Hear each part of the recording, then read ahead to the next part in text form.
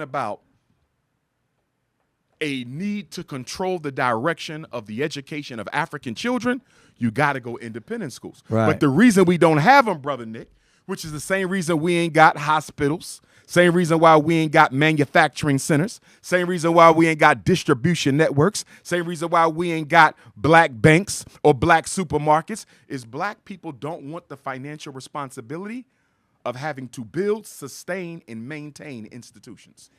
But that has to be a new mindset, because at a certain period of time, that's all we wanted. We wanted to have our own of everything from, the days of Reconstruction and on. It was about creating our own communities and owning everything, from the banks, from the small businesses, from the schooling, from the colleges. We wanted for our own. So, but we got seduced away from independence. And this is what I mean by that. When you go to the Black Wall Street, a lot of people say that's the civil rights movement. Actually, before the civil rights movement, we were seduced on a whole new level. Right. But the seduction began early. Okay. That was just the apex. Right. And what I mean by that, when you look at the Black Wall Street era of America, that ends around your 1930s and 40s, right?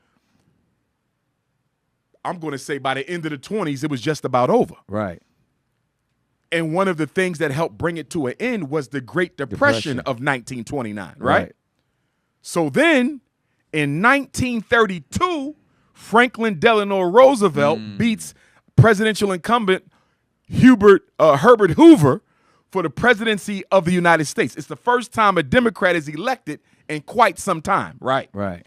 It's also the first time that the Democrats caught a sizable percentage of the black vote. Up until FDR, we were Republicans because the Republican Party was founded to stop the spread of slavery. Yeah. And it was the Republican Party that wrote the 13th Amendment, the 14th Amendment, the 15th Amendment. So why would we give up the party of Abraham Lincoln? The Democrats were the Klans. Absolutely. They were the Klan. Yeah. They were the Klan. That was the Klan. And the Dixiecrats right along with it. Yeah. So when FDR wins the presidency, and they get a nice chunk of the black vote, they don't get the majority of the black vote.